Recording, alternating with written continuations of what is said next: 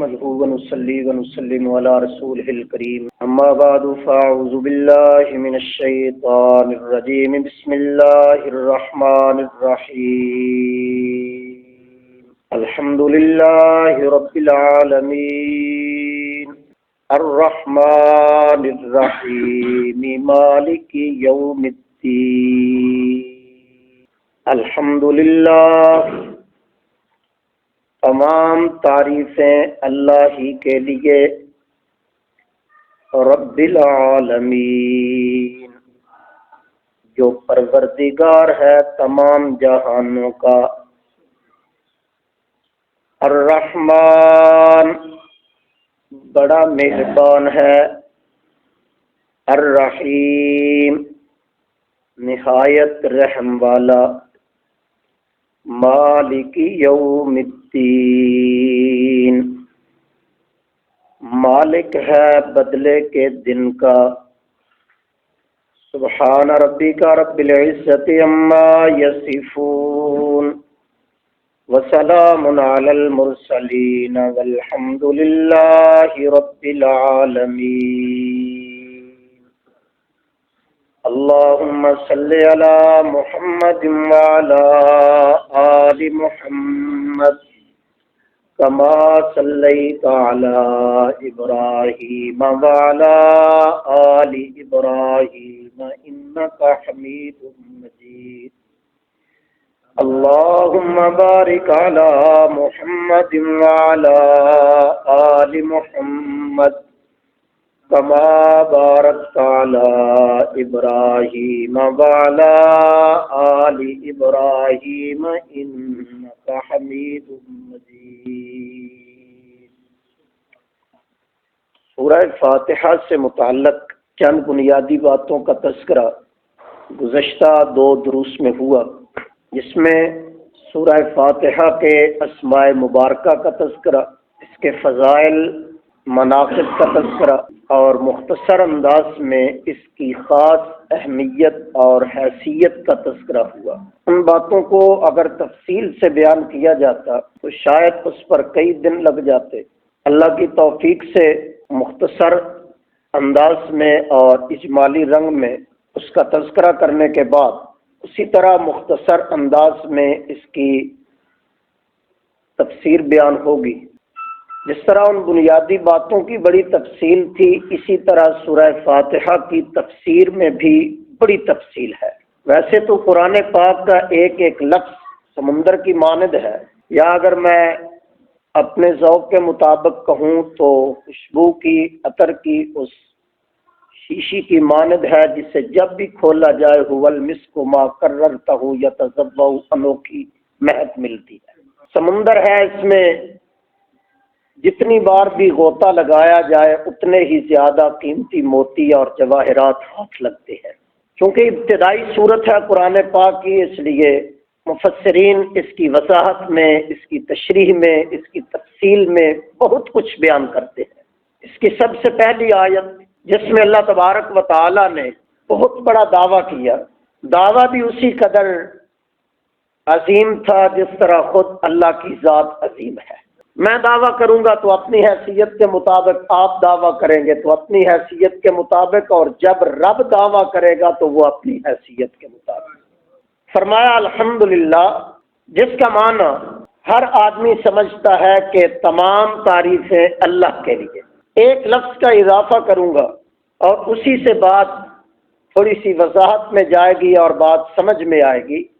الحمدللہ تمام تعریفیں اللہ کے ساتھ خاص ہیں، خاص اللہ کے لیے۔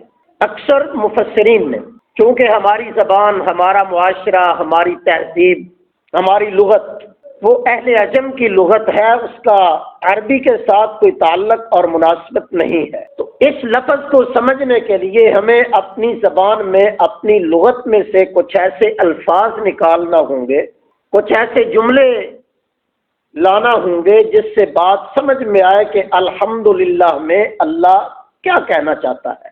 تو اردو زبان میں اس کی تفسیر کرنے والے اور اس کا ترجمہ کرنے والوں نے یہ معنی کیا اور اس کی یہ تفسیر کی کہ الحمدللہ تمام تعریفیں اللہ کے لیے ہیں۔ ہر قسم کی تعریف کے لائق ہے تو صرف اللہ ہے۔ اب اس پہ ایک سوال ہو گیا، اعتراض آ گیا، اشکال وارد ہوا کہ تم کہتے ہو تمام تعریفیں اللہ کے لیے ہیں، جبکہ ہم انبیاء کی تعریف کرنا اپنا ایمان سمجھتے ہیں۔ انبیاء کی تعریف ہے، اولیاء کی تعریف ہے، عابدین کی تعریف ہے، زاہدین کی تعریف ہے، مجاہدین کی تعریف ہے، دنیا میں جتنے بھی کمالات ہیں ان اصحاب کمالات کی تعریف تو ہے۔ کوئی اچھے فن کا اظہار کرتا ہے تو لوگ اس کی تعریف کرتے ہیں، اچھی گفتگو کرتا ہے تو اس کی تعریف کرتے ہیں، کوئی اچھی تعمیر اور اچھا نمونہ پیش کرتا ہے لوگ اس کی تعریف کرتے ہیں، کسی کی زبان، گفتگو، طریقہ کلام اچھا ہو لوگ اس کی تعریف کرتے ہیں، کوئی خوبصورت ہو، حسین ہو، جمیل ہو لوگ اس کی تعریف کرتے ہیں، عقل مند کی تعریف ہے، دانشور کی تعریف ہے، خطیب کی تعریف ہے، مقرر کی تعریف ہے، تو کوئی بھی ایسا نہیں، حتیٰ کہ بندہ جیسا بھی ہو اس کے والدین اس کی تعریف کرتے ہیں، تعریف تو ہے۔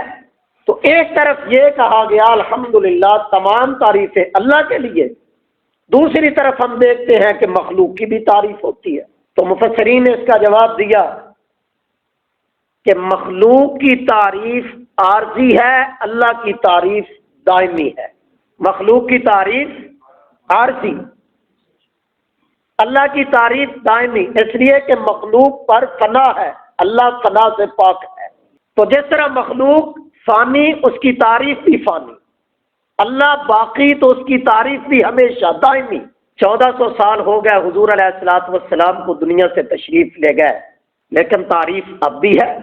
قیامت آ جائے گی، حضور کی مدح، حضور کی تعریف، حضور کی سیرت بیان ہوتی رہے گی۔ میدان معاشر میں بھی حضور کی تعریف ہوگی، جنت میں بھی تعریف ہوگی۔ تو یہ بات سمجھ میں نہیں آئی کہ مخلوق کی تعریف عارضی ہے، اللہ کی تعریف دائمی ہے، معنی ایسا ہو، کیونکہ یہ قرآن ہے اور قرآن کا کوئی بھی لفظ جب اس کا معنی کیا جائے تو اس کا معنی بے غبار ہونا چاہیے، سننے والوں کو کسی حیثیت میں بھی اس پر اعتراض اور اشکال کرنے کا موقع نہ رہے۔ تو مفسرین کرام نے دوسرا جواب اس کا یہ دیا کہ مخلوقات میں سے ہم جس کی بھی تعریف کریں، بظاہر وہ تعریف اس کی ہوتی ہے، حقیقت میں وہ تعریف اللہ کی ہے۔ ہم نے حضور علیہ السلام کی تعریف کی کہ بڑے حسین تھے، تو حضور کو حسن دینے والا کون تھا؟ ہم تعریف کرتے ہیں حضور علیہ السلام کی کہ ان کا اخلاق اعلیٰ تھا، ان کا کردار پاکیزہ تھا، اللہ نے ان کو ایسے خصائل عطا فرمائے تھے، ایسے محاسن اور ایسی خوبیاں عطا کی تھی جن میں ان کا کوئی ثانی نہیں تھا۔ گفتگو کا طریقہ ہے تو وہ بھی سب سے اعلیٰ، معجزات ہیں تو وہ بھی اعلیٰ، نبوت ہے تو وہ بھی اعلیٰ۔ تو جب ان کمالات، ان معجزات، ان محاسن، ان خوبیوں کی بنیاد پر ہم حضور کی تعریف کرتے ہیں یا کسی حسین کی تعریف کرتے ہیں، کسی جمیل کی تعریف کرتے ہیں، کسی بلیغ کی تعریف کرتے ہیں، تو بظاہر وہ تعریف اس ذات کی ہوتی ہے، حقیقت میں وہ تعریف اللہ کی ہوتی ہے۔ تو اس لیے یوں کہنا کہ تمام تعریفیں اللہ کے لیے ہیں، خواہ وہ مبدا کے لحاظ یعنی ابتدا کے حوالے سے ہوں یا انجام کے حوالے سے ہوں، ہر تعریف کا سزاوار ہے تو اللہ ہے۔ یہ عام مفسرین کی میں نے رائے پیش کی، ان کی تفسیر آپ کو سنائی۔ ایک اس کی تفسیر اور اس کا معنی کیا رئیس المفسرین حضرت مولانا حسین علی رحمۃ اللہ علیہ نے۔ وہ کہتے ہیں کہ قرآن مقدس یہ ایک ایسی جامع کتاب ہے کہ جس کے کسی ایک حرف پر، کسی ایک لفظ پر، کسی ایک آیت پر اللہ تبارک و تعالی نے اعتراضات کی، اشکالات کی کوئی گنجائش نہیں چھوڑی۔ لہذا جب دوسری زبان میں اس کا معنی کیا جائے، اس کا ترجمہ کیا جائے، تو ترجمہ کرتے ہوئے اس بات کو ذہن میں رکھا جائے کہ ترجمہ اور معنی ایسا کریں کہ کوئی اعتراض واقع ہو ہی نہ، اس پر کوئی سوال اٹھے ہی نہ۔ تو انہوں نے معنی کیا الحمدللہ کارسازی والی تمام تعریفیں ہیں تو صرف ایک اللہ کے لیے۔ دیکھو نا، بات سمجھانے کے لیے ایک آسان سا جملہ آپ کے سامنے رکھتا ہوں، لا الہ الا اللہ، معنی کیا؟ اللہ کے سوا کوئی معبود نہیں۔ اعتراض آ گیا، یہودیوں نے حضرت عزیر کی عبادت کی یا نہیں کی؟ عیسائیوں نے حضرت عیسیٰ اور حضرت مریم کی عبادت کی یا نہیں کی؟ حضرت نوح علیہ السلام کے زمانے میں ود سوا یغوث یعوق نصر کی عبادت ہوئی، حضور کے زمانے میں لات منات عزا حبل کی عبادت ہوئی، یہودیوں عیسائیوں نے اپنے پیروں اور اپنے مولویوں کی عبادت کی۔ تو اگر لا الہ الا اللہ کا یہ معنی کرے اللہ کے سوا معبود کوئی نہیں، تو اعتراض آئے گا کہ معبود تو لوگوں نے بنائے۔ معنی ایسا کرو کہ جس پر یہ اعتراض نہ ہو۔ تو جب ہم لا الہ الا اللہ کا معنی کریں گے اللہ کے سوا کوئی عبادت کے لائق نہیں، اب کوئی بنائے یا نہ بنائے، بنانے والوں کی بےہودگی سامنے آئے گی کہ عبادت کے لائق کوئی نہیں، جنہوں نے بنایا انہوں نے غلط کیا، انہوں نے لا الہ الا اللہ کے تقاضے کے خلاف کیا۔ لہذا یوں معنی کریں گے لا الہ الا اللہ اللہ کے سوا عبادت کے لائق ہے ہی کوئی نہ۔ اب کرنے والے غلط کر رہے ہیں، کلمے کے خلاف کر رہے ہیں، حقیقت کے خلاف کر رہے ہیں۔ تقاضا یہ تھا کہ عبادت کرو تو صرف اللہ کی، تو ہم لا الہ الا اللہ کا معنی کریں گے اللہ کے سوا عبادت کے لائق کوئی نہیں۔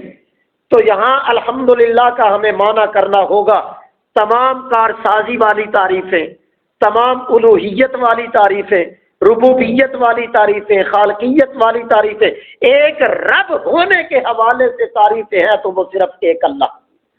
انبیاء کی تعریف ہے لیکن نبوت کے حوالے سے، اولیاء کی تعریف ہے ولایت کے حوالے سے، حسین کی تعریف ہے حسن کے حوالے سے، جمیل کی تعریف ہے جمال کے لحاظ سے، اللہ کی تعریف ہے کائنات کا رب ہونے کے لحاظ سے۔ تو رب ہونے کے حوالے سے جو تعریف ہے اس تعریف کے لائق صرف کون ہے؟ اللہ۔ کون سی تعریف؟ لہ الاسماء الحسنی، تمام خوبیوں والے نام ہیں تو صرف کس کے لیے ہیں؟ اب وہ خوبیوں والے الوہیت والے، مالک و مختار ہونے والے، شہنشاہ مطلق، مالک حقیقی ہونے والے۔ تو یہ اتنا بڑا دعویٰ کائنات میں اگر کوئی کر سکتا ہے تو صرف اللہ کر سکتا ہے کہ لوگوں جو صفات میری ہیں ان صفات کے رنگ میں اگر کسی کی تعریف کرنی ہے تو صرف اللہ کی کرنی اور کسی کی نہیں۔ الحمدللہ یا اللہ اتنا بڑا دعویٰ۔ اللہ فرماتے ہیں کہ میں دعویٰ کر کے دعوے پر کوئی اور چیز پیش نہ کروں تو پھر بھی میرا حق ہے، یہ کہ کائنات ساری میری محکوم ہے اور میں سب کا حاکم ہوں، لیکن میں حاکمانہ انداز سے بات نہیں کرتا، حکیمانہ انداز سے بات کرتا ہوں۔ حاکمانہ انداز کہ حکم دے دیا یوں کرو، بادشاہ نے، صدر نے، وزیر نے، لیڈر نے، امیر نے حکم دیا اپنی رعایا کو کہ یوں کرو، اب سب پابند ہیں کرنے کے، لیکن دوسرا لیڈر کہتا ہے کہ یوں کر لو تو فائدہ ہوگا، اس میں یہ تمہیں نفع ملے گا، اس میں تمہارے لیے فائدہ ہوگا، یہ کام کرو گے تو فلاں فلاں بیماری سے، فلاں فلاں اذیت سے، فلاں فلاں تکلیف سے بچ جاؤ گے، اور میں اس لیے تمہیں یہ کہہ رہا ہوں کہ میں تمہارا امیر ہوں۔ تو یہ انداز سمجھانے والا یہ حکیمانہ انداز ہوتا ہے۔ اللہ فرماتے ہیں حاکمانہ انداز میں بھی اگر بات کروں تو حق رکھتا ہوں، اس لیے کائنات کا حاکم مطلق ہوں، لیکن حاکمانہ انداز میں بات بعد میں کرتا ہوں، حکیمانہ انداز میں بات پہلے کرتا ہوں۔ تو یہ حکیمانہ انداز ہے۔ فرمایا تمام تعریفیں اللہ کے لیے، فرمایا اس لیے میری تعریفیں ہیں رب العالمین، تمام جہانوں کا رب ہوں، تمام جہانوں کو پیدا کرنے والا، پھر ان کی ضروریات کو پورا کرنے والا، پھر ان کو نقصان اور مسرت سے بچانے والا، پھر ان کو منافع پہنچانے والا، پھر ان کو مشکلات سے نکالنے والا، پھر ان کی حاجتیں پوری کرنے والا، ان کی ضروریات پوری کرنے والا، ان کو سب کچھ عطا کرنے والا، الرحمن، اور بڑا مہربان۔ اللہ فرماتے ہیں میں بڑا مہربان، الرحمن، جس کی رحمت عام ہو، الرحمن الرحیم۔ اس کی مختصر سی تفسیر میں 3 باتیں عرض کروں گا۔ پہلی بات تو یہ ہے کہ رحمان یہ بھی اللہ کی صفت ہے، رحیم یہ بھی اللہ کی صفت ہے، لیکن اس میں تھوڑا سا فرق ہے۔ رحمان کی رحمت عام ہے سب پر، مومن پر بھی کافر پر بھی، کوئی مانے اس پر بھی، کوئی نہیں مانتا اس پر بھی، سب کے لیے مہربان۔ اور رحیم کی رحمت خاص ہے صرف ایمان والوں کے لیے۔ رحمان کی رحمت عام ہے، فرمایا مجھے کوئی مانے تب بھی رزق دیتا ہوں، کوئی نہ مانے تب بھی رزق دیتا ہوں، مجھے کوئی مانے تب بھی اولاد دیتا ہوں، نہ مانے تب بھی اولاد دیتا ہوں، یہ ہے رحمان۔ اور رحیم نہایت رحم کرنے والا، یہ اللہ کی رحمت ہے صرف ایمان والوں کے لیے۔ رحمان کا تعلق دنیا کے ساتھ ہے، رحیم کا تعلق آخرت کے ساتھ ہے۔ آخرت میں منکرین کو رحمت کا ایک ذرہ بھی نصیب نہیں ہوگا۔ اللہ کی شفقت، اللہ کی مہربانی، اس کی عنایات، اس کی نوازشات، اس کے عطیات کچھ نہیں ملے گا۔ اور ایمان والوں کے لیے وہاں پر رحمت ہی رحم، وہاں پر عنایات ہی عنایات، انعامات ہی انعامات۔ تو رحمان کی رحمت عام ہے دنیا میں، رحیم کی رحمت خاص ہے آخرت میں۔ رحمان کی رحمت عام ہے، اور رحمان میں جو شفقت اور رحمت والا مادہ ہے، سمجھانے کے لیے کہا گیا کہ اس رحمت اور اس شفقت کا تعلق باپ کی رحمت اور شفقت کے ساتھ ہے۔ جس طرح باپ اپنی اولاد پر مہربان ہوتا ہے، شفیق ہوتا ہے، وہ تعلق لفظ رحمان سے نکلتا ہے کہ باپ مہربان، لیکن اس کی مہربانی دور اندیشی کے حوالے سے ہوتی ہے۔ وقتی طور پر مصیبت برداشت کر لو، تکلیف برداشت کر لو، گرمی سردی برداشت کر لو، آگے آسانیاں پیدا ہو جائیں گی۔ تھوڑی سی محنت کر لو، شام کو عزت کے ساتھ بیٹھ کر کھانا کھا لو گے، پڑھ لو، کسی ہنر اور کام کے ہو جاؤ گے۔ تو باپ وقتی طور پر بیٹے کو مشقت میں ڈالتا ہے، تکلیف میں ڈالتا ہے، لیکن مقصد مشقت اور تکلیف میں ڈالنا نہیں ہوتا، مقصد ہوتا ہے اس کی زندگی سنور جائے۔ لیکن ماں کی شفقت ہوتی ہے، ماں کہتی ہے آگے کچھ ہو نہ ہو، وقتی طور پر بھی میرے بیٹے کو کوئی تکلیف نہیں ہونی چاہیے۔ باپ مارتا ہے، سکول پڑھنے کے لیے نہیں گئے، یا تھوڑا سا کاروبار ہو تو باپ ناراض ہوتا ہے، ڈانٹتا ہے آج دکان کیوں نہیں کھولی، تو ماں کو غصہ آتا ہے کہ میرے بیٹے پر سختی کیوں ہو رہی۔ اللہ فرماتے ہیں رحمان میں باپ والی شفقت، کہ باپ کہتا ہے یہاں پر تھوڑا سا مصیبت اور مشقت کو برداشت کر لو، آگے آسانی۔ فرمایا الرحمن، یہاں مہربان تو وہ سب کے لیے ہے، لیکن ایمان والوں کو تھوڑا سا جھنجھوڑتا ہے، ایمان والوں کو آزمائشوں میں ڈالتا ہے، ایمان والوں پر کبھی کبھی امتحانات وارد کرتا ہے۔ کہتا ہے تھوڑا سا ان امتحانات کو پاس کر لو، اس کی تیاری میں لگے رہو۔ یہ نہیں کہ دولت ملی، نعمتیں ملی، رزق ملا تو بس اسی کے پیچھے نہ، تھوڑا سا میرے تقاضوں کو، احکامات کو بھی پورا کر لو، اگلا جہان تمہارے لیے آسانیاں پیدا ہو جائیں گی۔ اور الرحیم میں ماں والی شفقت، فرمایا جب وہاں پہنچ جاؤ گے نہ کوئی تکلیف ہوگی، نہ کوئی مصیبت ہوگی، ہمیشہ راحت ہی راحت ہوگی۔ تو رحمان کا تعلق دنیا کے ساتھ، رحیم کا تعلق آخرت کے ساتھ۔ مالک یوم الدین الرحمن الرحیم، فرمایا بڑا مہربان، کتنا مہربان ہے۔ ماں باپ کی رحمت کا، شفقت کا تذکرہ ہوا تو مولانا روم رحمۃ اللہ علیہ کی حکایت سامنے آئی، میں نے کہا وہ بھی عرض کر دوں، سنا دوں۔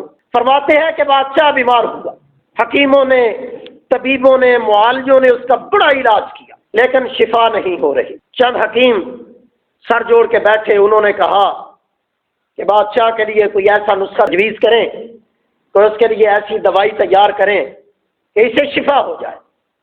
انہوں نے اس کی بیماری کی علامات کو سامنے رکھا، اس کی نبض کی کیفیت کو سامنے رکھا، اس پر سوچتے رہے۔ بالآخر ان طبیبوں نے یہ فیصلہ کیا کہ ایک قریب البلوغ بچہ بے عیب، اس بچے کو ذبح کر کے اس کے گردن کا خون نکال کر اس سے ایک دوائی تیار کریں گے، اس سے ہو سکتا ہے کہ بادشاہ کو شفا ملے۔ اب اپنا بچہ ذبح کروانے کے لیے کون تیار ہے؟ پھر بچہ بھی قریب البلوغ، پھر خوبصورت بھی ہے، یہ ساری شرائط حکیموں نے بادشاہ تک پہنچا دی۔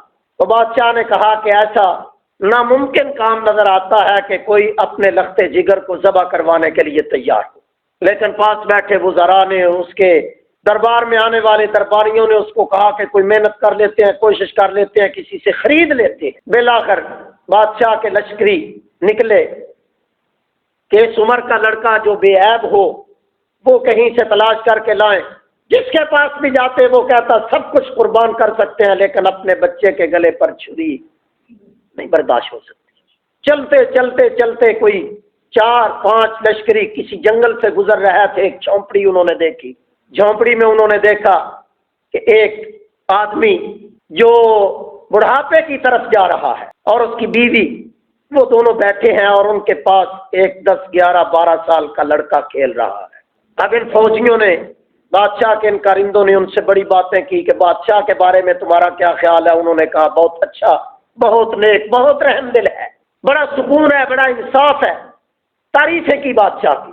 تو چلتے چلتے انہوں نے اپنا معاملہ اور اپنا تقاضا ان کے سامنے رکھ دیا کہ ہم اس مشن کے لیے آئے، اگر تمہارا بچہ لگ جائے تو بادشاہ بچ سکتا ہے، پتہ نہیں تمہارا بچہ کل تمہاری خدمت کرے گا، نافرمان ہوگا، کیا ہوگا، بادشاہ اس کے بدلے میں تم جو کچھ کہو گے دینے کے لیے تیار ہے۔ تو پہلے تو تیار نہ ہوئے، لیکن لالچ میں آ کر ان کے جو انہوں نے ان کو قابو کرنے کے لیے جو منصوبہ بندی کی اس میں آ کر بالآخر وہ اپنے بچے کو بیچنے کے لیے تیار ہو گئے۔ اب جو بچہ ان کے ہاتھ میں آیا لے کر بادشاہ کے دربار میں چلے گئے، اور حکیموں نے دیکھا، انہوں نے کہا کہ بچہ اس قابل ہے کہ اس سے وہ دوائی بن سکتی ہے۔ جلاد بھی کھڑا ہو گیا تلوار لے کر کے بھی اس کی گردن سے خون نکالتے ہیں۔ اب بچے نے وہاں بادشاہ کے سامنے کھڑے ہو کر، اس کو پتا ہے تھوڑی دیر کے بعد مجھے ذبح کر دیا جائے گا اور میرے خون سے بادشاہ کی دوائی بنے گی، تو اس بچے نے آسمان کی طرف دیکھا۔ مولانا روم کہتے ہیں کہ آسمان کی طرف اس کا دیکھنا کیا تھا کہ بادشاہ اپنے تخت سے گرا اور بچے کے قدموں میں آ کر گرا، اور اس نے بچے سے پوچھا کہ مجھے صرف ایک بات بتا کہ تو نے آسمان کی طرف دیکھا اور تو نے تھوڑے سے لب ہلائے، تو نے کیا کہا؟ تو اس بچے نے کہا کہ میں نے اپنے رب سے ایک بات کی ہے، میں نے کہا کہ یا اللہ دنیا میں تو نے جتنے بھی رشتے بنائے سب سے مہربان رشتہ تو نے والدین کا بنایا، انہوں نے تو مجھے بیچ دیا۔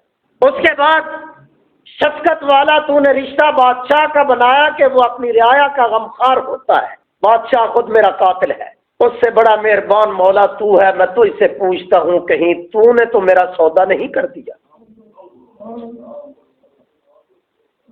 مولانا روم کہتے ہیں کہ بچے کی یہ بات سن کر بادشاہ نے کہا میری بیماری ختم ہو گئی، اس تخت بادشاہی کے لیے تو جچتا ہے، میں تیری غلامی میں جچتا ہوں۔ اَمَّن یُجِیبُ الْمُضْطَرَّ اِذَا دَعَاهُ وَیَکْشِفُ السُّوءَ وَیَجْعَلُکُمْ خُلَفَاءَ الْأَرْضِ أَإِلَٰهٌ مَّعَ اللَّهِ، فرمایا جب بھی کوئی مجبور بے کس اس کی بارگاہ میں عجز و نیاز کے ساتھ آہوزاری کرتا ہے نا، اللہ فرماتے ہیں کہ اس وقت میں اس کو بچانے کا حق ادا کر دیتا ہوں۔ أَإِلَٰهٌ مَّعَ اللَّهِ، یہاں پر الہ کا معنی میں کروں گا، بتاؤ اللہ کے علاوہ کوئی اور بچانے والا ہے؟ اتنی بڑی مہربان ذات جو ہو اس کو کہتے ہیں الرحمن الرحیم مالک یوم الدین۔ فرمایا مالک ہے بدلے کے دن کا، یوم کا معنی دن، دین، لفظ دین کے قرآن پاک میں متعدد معنی آئے، کہیں دین کا معنی ہے مذہب، جیسے ان الدین عند اللہ الاسلام، اللہ کے ہاں مذہب حق والا ہے تو وہ اسلام ہے۔ میں یبتغی غیر الاسلام دینا، وہاں دین کا معنی بھی مذہب، کہیں قرآن پاک میں دین کا لفظ آیا وہاں اس کا معنی ہے توحید، جیسے الا للہ الدین الخالص فاعبد اللہ مخلصا لہ الدین، وہاں پر ہے عقیدہ توحید کہ خالصتاً پکار اللہ کے لیے۔ لیکن عربی کا یہ قاعدہ اور قانون ہے اور قرآن کا یہ قانون ہے کہ جہاں دین سے پہلے لفظ یوم آ جائے وہاں پر دین کا معنی مذہب نہیں ہوگا، دین کا معنی عقیدہ توحید نہیں ہوگا، بلکہ دین کا معنی بدلہ اور جزا ہوگا۔ فرمایا مالک یوم الدین، بدلے اور جزا کے دن کا بھی وہ تنہا مالک ہے، کوئی کسی کا اس دن اللہ کے سامنے کوئی اختیار نہیں ہے، نہ کوئی بھاگ سکے گا، نہ کوئی بچ سکے گا، نہ کوئی کسی کو زبردستی چھڑوا سکے گا، سارے کا سارا فیصلہ کرنے والا ہوگا تو وہی ہوگا جس کی شان ہے لمن الملک اليوم للہ الواحد القہار، تنہا بادشاہی ہوگی تو صرف کس کی ہوگی؟